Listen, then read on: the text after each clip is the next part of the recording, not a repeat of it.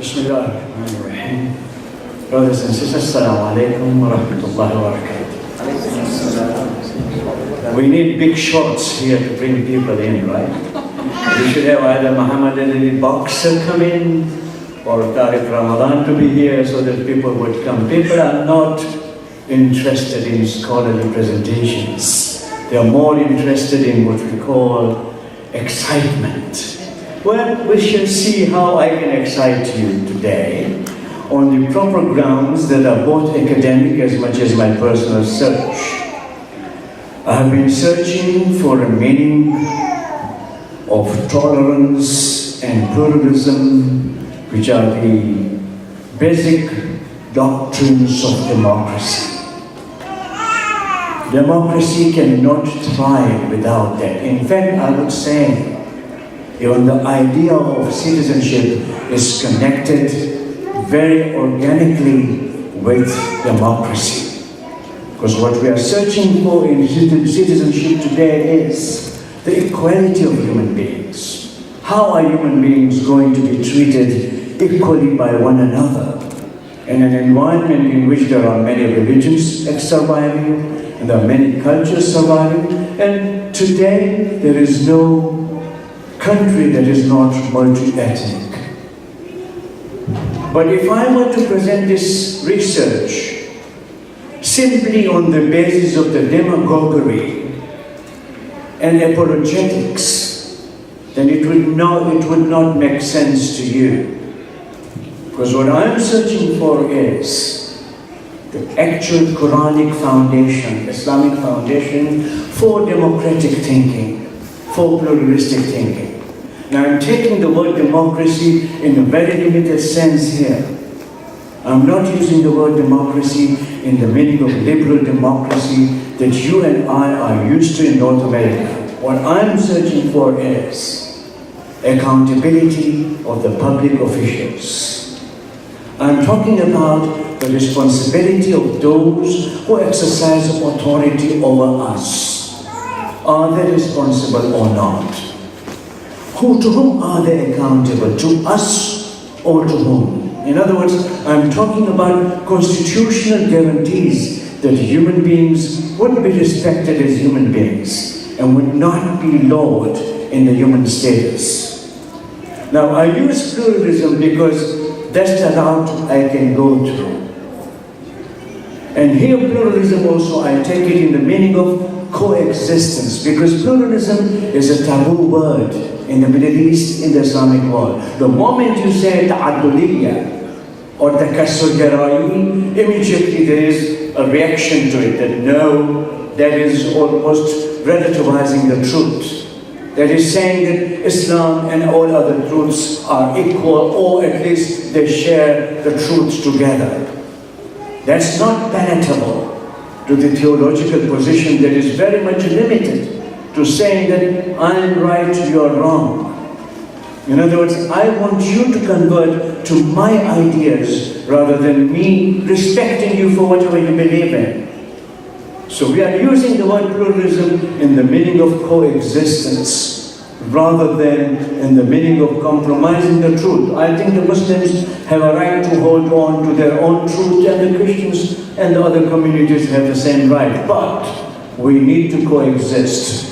And coexistence doesn't mean that I don't agree with you, but I regard you as less than me, but I still, I'm required to be tolerant.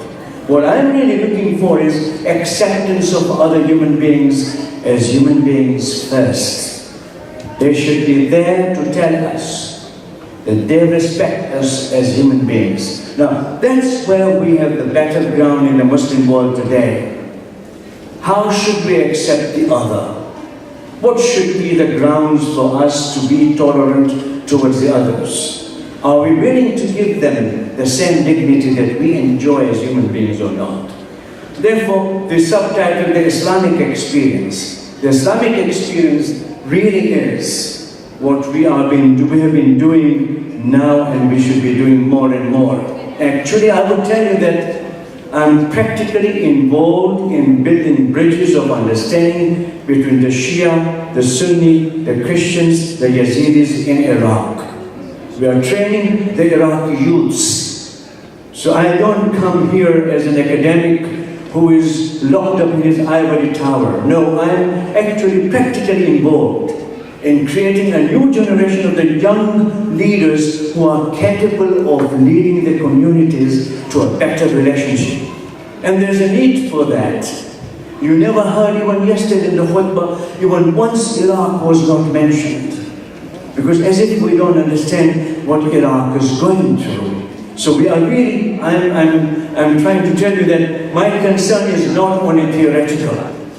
I'm concerned with actually how to implement the ideas that we are learning, because we believe in the faith-based conflict resolution.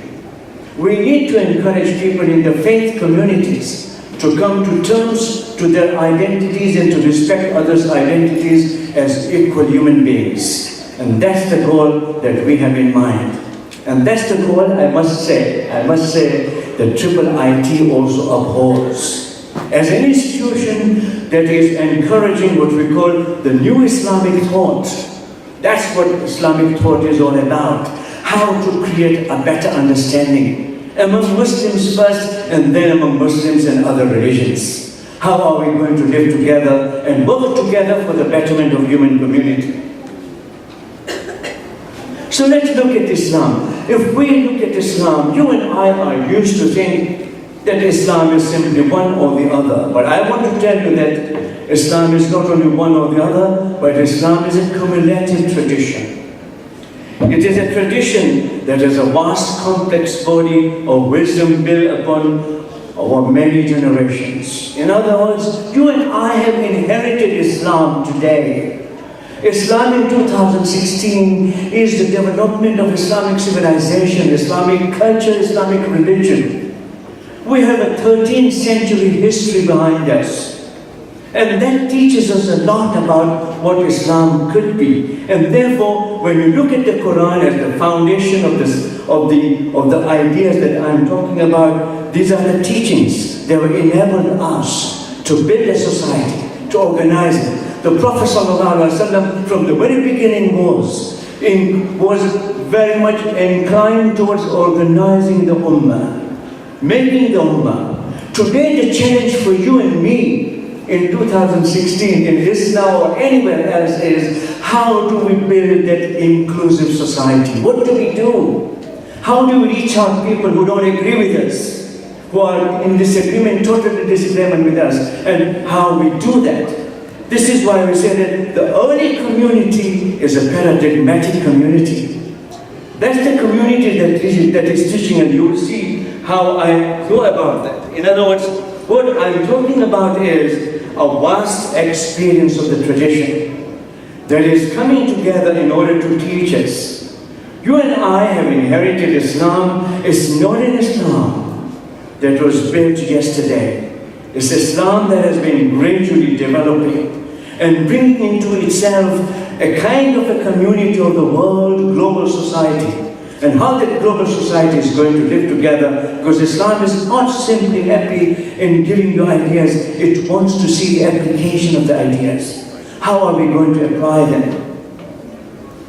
So when you talk about the experience of the sacred, then you're talking about the spiritual experiences of the Muslims, their practices, their theological teachings, their aqaid, their beliefs, and their ethical reflections, how to live with one another. In other words, what are the social practices? In other words, we are looking at a community. From the very beginning, this community is used to pluralistic thinking. You know something that we have in Islam? And it's an advantage to all of us. There is no church in Islam. Since we don't have a church, there is room to develop, and each scholar like Imam Shafi'i, Imam Hanafi, all these are the people who grew up in a pluralistic environment. They used to converse with one another. They used to talk with one another. In other words, what I'm talking about is that the practical foundation of democracy is in our scholarship. Our scholarship is pluralistic. It was never bound to be my way of thinking and nobody else's thinking. Rather, it was always taking what we call a sense of ijma. Our scholars talk about, all the time they talk about ijma.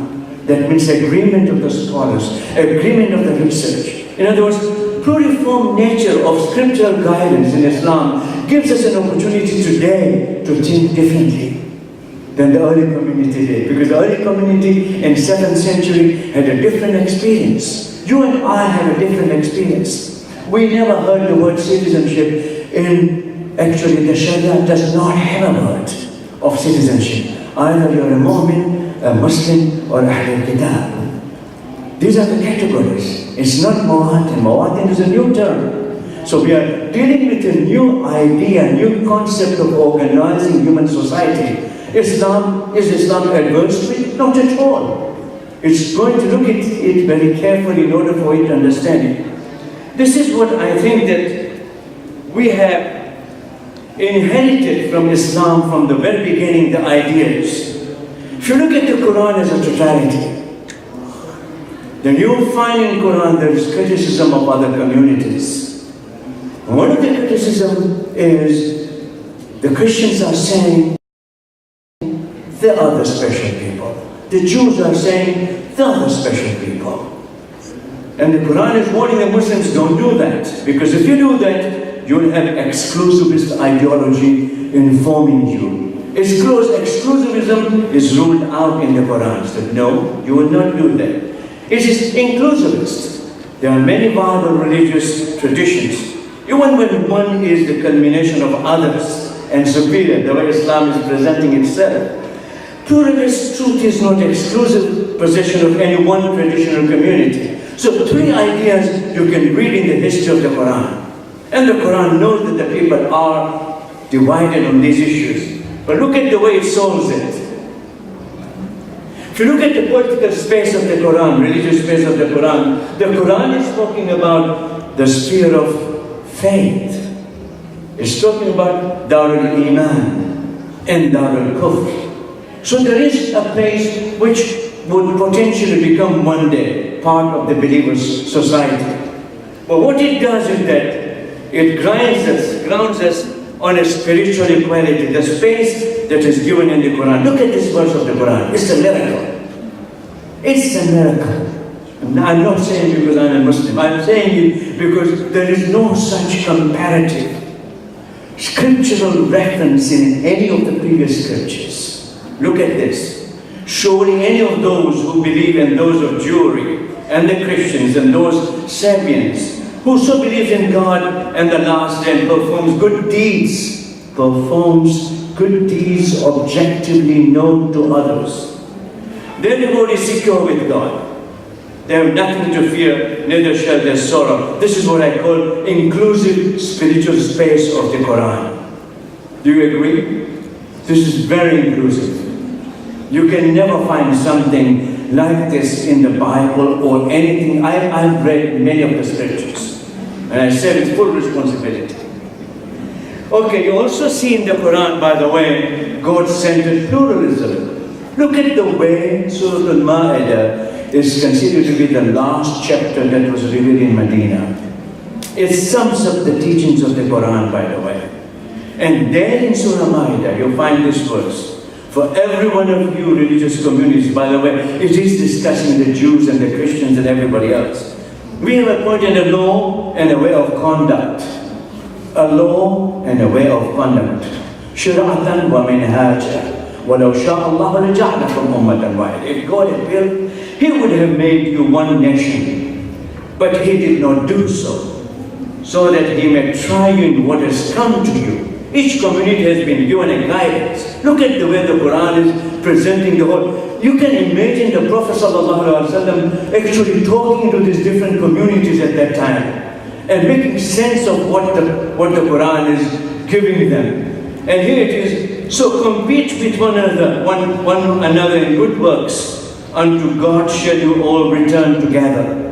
And He will tell you about what you have been differing. In other words, the kind of pluralism that the Quran is talking about is God-centered pluralism. God is there, and still there is room for development of what I call the roots of democracy. Democratic existence requires the respect and empathy that you give to other people who are not part of your community, and you still respect them. Now, in other words, I'm now raising the question, what is the Quranic model of democratic pluralism that we are talking about? What kind of democracy would that be? Would that be theological? Would that be ethical? The question of ethical public order.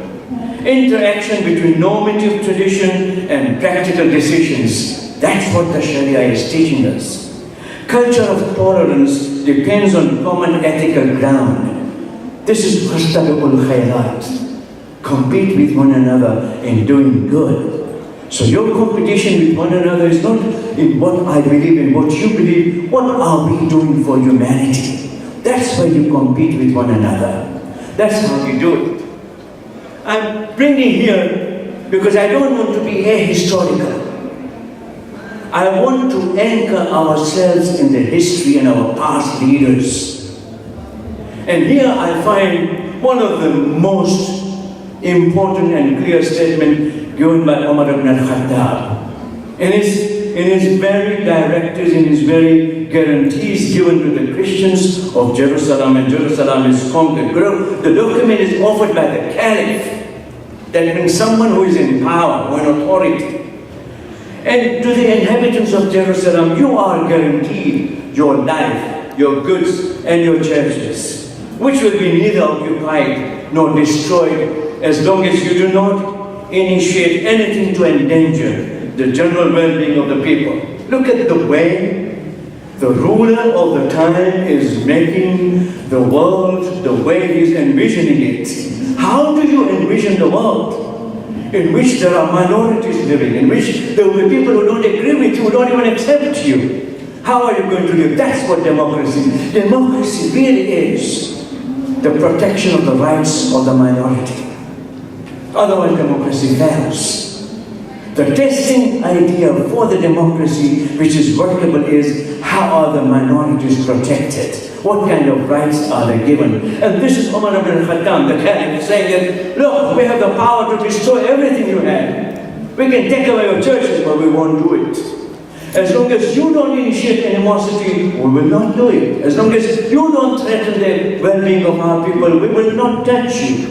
You have the independence and freedom. This is what we call the foundation of the freedom of religion. And that's where you see our historical records are. Look at the way the Quran, I'm going very fast, and I will go because I have very small time given to me. If you look at the way the Quran is looking at Ahlul Kitab, I have often been asked, what happened to the Hindus? What happened to the Buddhists?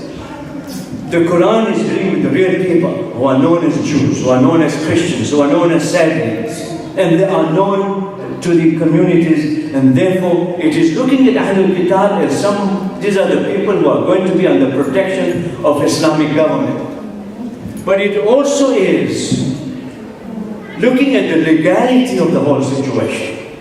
The legal concept, legal religious concept of space for the Quran, for the Sharia is Darul Islam, Darul Harb and Darul Sulh, where Muslims could be minority, Muslims could be majority. And although these concepts are legal concepts and they're no more workable today because there's no territorial expansionism that is going on, yet we remember how the Quran handled other peoples. How did it deal with other peoples? But very important is this final slide of mine. Again, another ruler, Ali ibn Abi Talib, another caliph, another person in power, is now sending his governor to Egypt. And Egypt at that time is majority Christian, by the way. Muslims are going as a minority, as ruling minority. And how that statement is given, how that instruction is given to Malik bin Ashtar. Malik bin Ashtar is being told, infuse your heart with mercy, love and kindness for your subjects. For there are of two kinds. إِمَّا أَخٌ لَكَ فِي الدِّينِ وَإِمَّا نَظِيرٌ لَكَ فِي الْخَلْقِ. There are two kinds of the people you will be dealing with. But the second one is very important, by the way. Either they are your brethren in religion or your equal in creation. Your equal in creation is a rare statement, by the way. Coming from a ruler who has inherited the Quran, who has inherited the prophetic position, so to speak, who has inherited the previous rulers in the rulership of the community. And he is going to send his governor, and this is what he's instructing. In other words, I'm not making up, I'm not talking about compatibility of democracy with Islam. I'm saying Islam has the roots of democracy given within itself. We need to explore it, and we need to reappropriate it today the way we need it to live today as a different global community. Thank you very much.